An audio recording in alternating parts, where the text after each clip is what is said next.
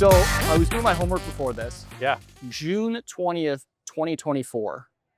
Yeah. Does that date mean anything to you? June 20th, 2024. It means pretty much nothing to me. It shouldn't. That was the time that you DM'd me and I completely ghosted you and didn't respond back. I went all the way back in our DMs. And I look back and like, it's so not like me to do that. That's all good. But I was No hard feelings. embarrassed. We're here. I'm still here. I'm still here. We're still here. We're chatting. So the backstory was we were back in SF doing a user evidence dinner. And I think you were coming back from, I don't know if you were in overseas or something, and we were maybe like two ships kind of passing in the night. Passing the night, yeah. I was leaving the next day, and I think you were getting there or something. Oh, you're all good. But we're here. So speaking of overseas, my mole, who is going to give me some inside intel about you, Devin Reed, is in Amsterdam right now. Who's that? Yeah, who is that? I don't know who that is. And luckily for you, he didn't get back to me. So now we can return the favor about Devin. What is your favorite Devin Reed story that maybe some people might not know about? Oh my God.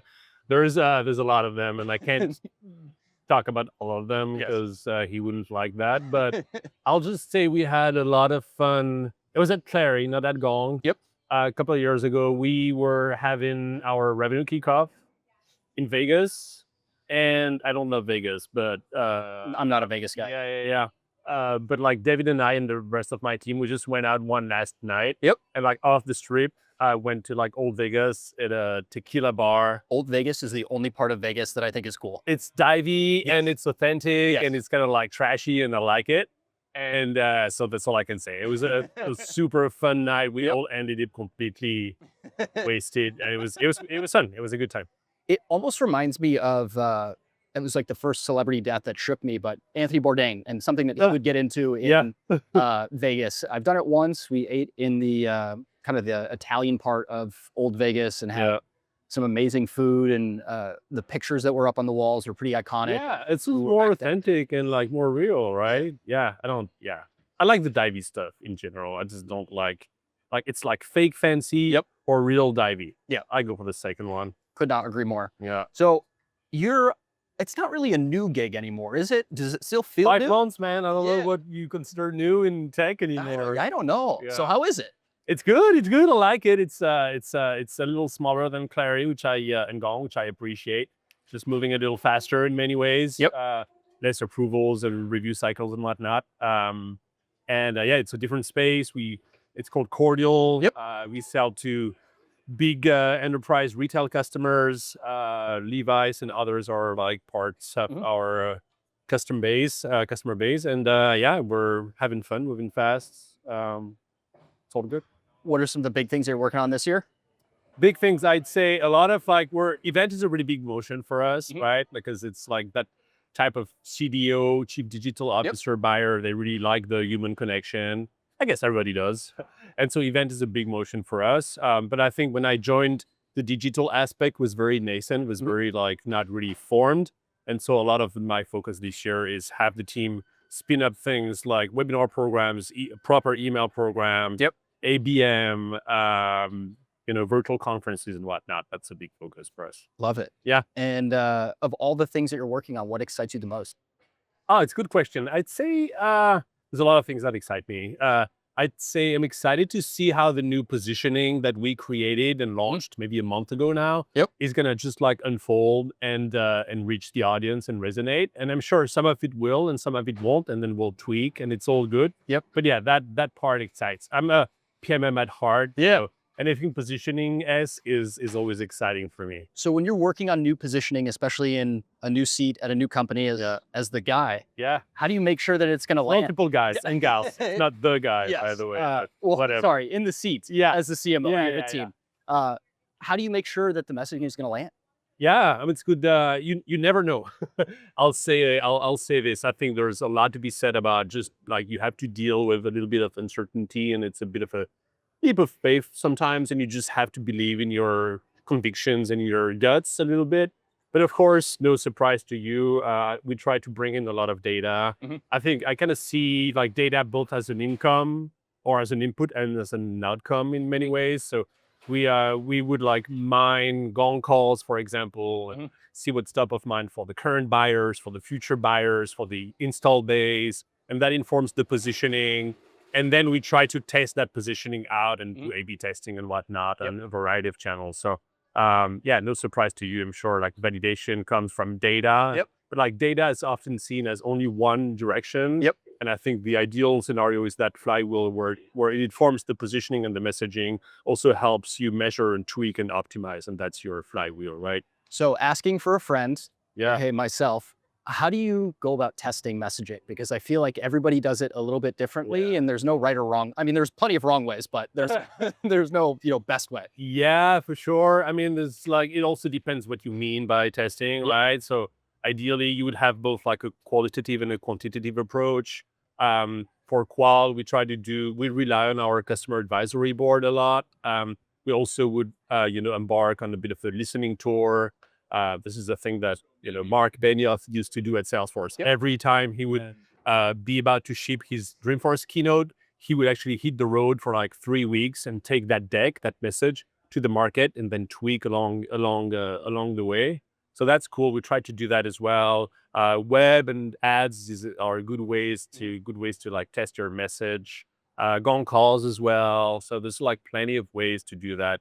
Say both qual and quant. I also really like trying to like, we're using again Gong trackers to like know who's adopting the new positioning and who's not. And then you can basically A/B test almost. And like that cohort of reps or CSMs and whatever, using the new positioning, they land a new deal or they convert across stages a little faster than others. And that gives you good data. No, I love that. Yeah. I've found that whenever you get other people using it and being successful with it, then you can have them be kind of your spokesperson. Your heroes, exactly. Yeah, like we all know, sales doesn't listen to marketing, right?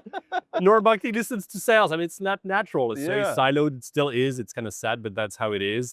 And so the more like you find your one champion in sales who's using that positioning and that marketing thing, he or she, they become your champion, and that's the best way to like convince the rest of the people.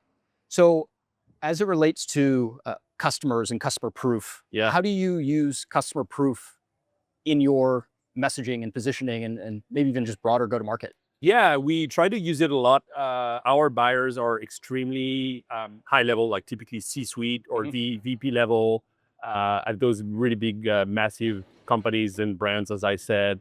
Massive. Levi's and Revolve and others. And so, as you know, the more enterprise you go, the more the safer, I guess, the buyer becomes. And it's all about like, oh, they bought your solution. Maybe I'm going to go ahead and evaluate your solution as well. So there's a lot of that more conservative mindset. So we try to infuse customer stories, customer proof points, snippets, proofs of data, really throughout the customer journey as much as we can. As we all know, it's also difficult because getting the PR approval can take forever. Especially at big companies. Yeah, like Levi's, it took us like, I'm so glad I can talk about Levi's now. Yay, Levi's. If you're watching this, hey, what's up? Like it took us a year. Like they started before I joined, and then it took us additional months to like get them to like say, yes, you can officially use our logo. So yeah, it's throughout every stage of the funnel, any format. We love customer validation and evidence, but it just takes more time than I would like. So totally unplanned question because of what you just shared. You've worked in enterprise software. Yeah. Is a year the longest approval that you've seen in your career? Is that as bad as it gets? I think so. Okay. Yeah. I hope it's. Sorry, Levi's folks again. Yeah, no, it's but it's not uncommon, right? Like even back then, Gong and Clari, Salesforce, like those enterprise logos, it can take months and months and months.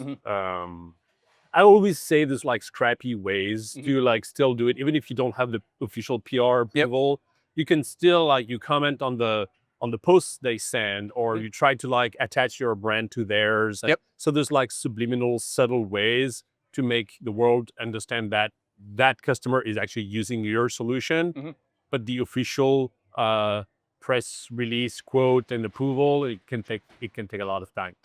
So you've been in the game for a bit. Do you feel like you know what types of proof points your sales team needs, or do you work with your sales leader and figure that out together? I love that question, man. Yeah, I don't think I know. I think it really depends on the company and on the go-to-market. That's such a good one. I would. That's also a great answer, because anyone that says they have a playbook that works at every company is full of it. Yeah, it's full of it. Yeah, for sure. Yeah, I don't think the marketers know. I think the type of proof and even the format and the angle and whatnot, it really depends on the buyer, depends on the market, on the seniority and whatnot. Like typically, if you sell to like a more technical audience, they're going to require a lot more maybe product proof type of evidence, even through the voice of the customer. Yep. If you go a little more functional or business, all they want is like value assessment and statements.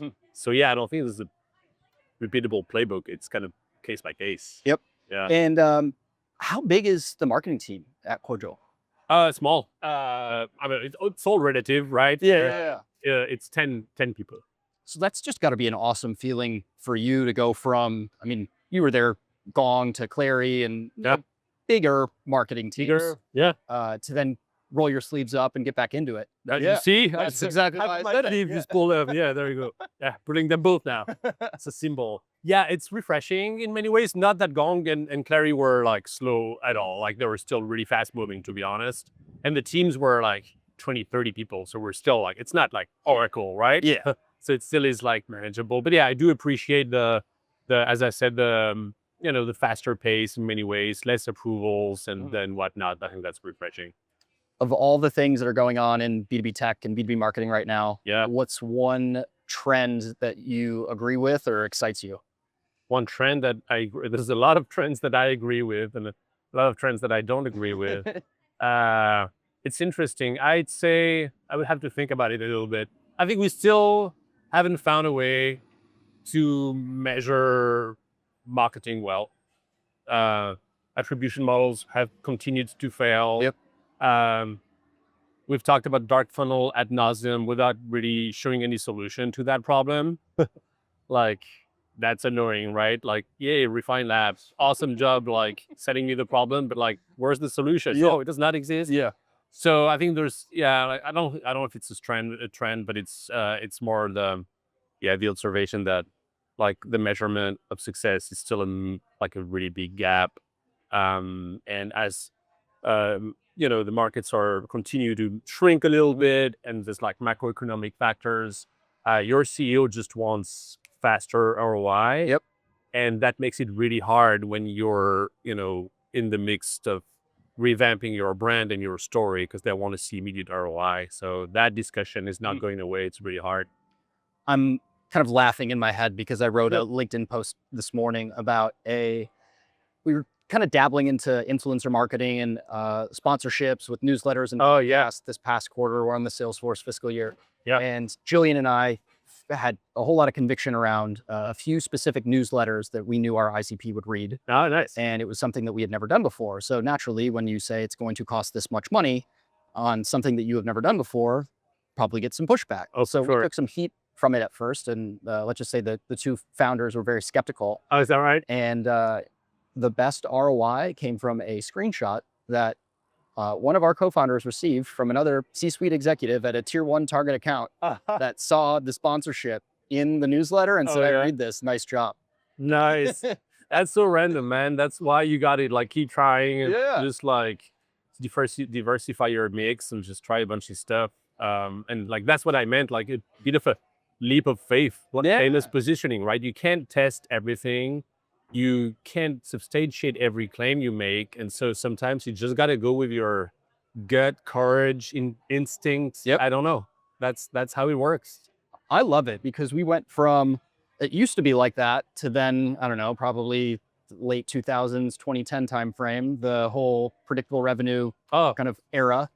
Then it was, we can measure everything. And then it just sucks the creativity and just, I don't know, the most of the reasons why people get into marketing in the first place. And then now it's kind of coming, it feels like it's coming back. It's coming back a little bit for sure, but it still is, there's still ways to go.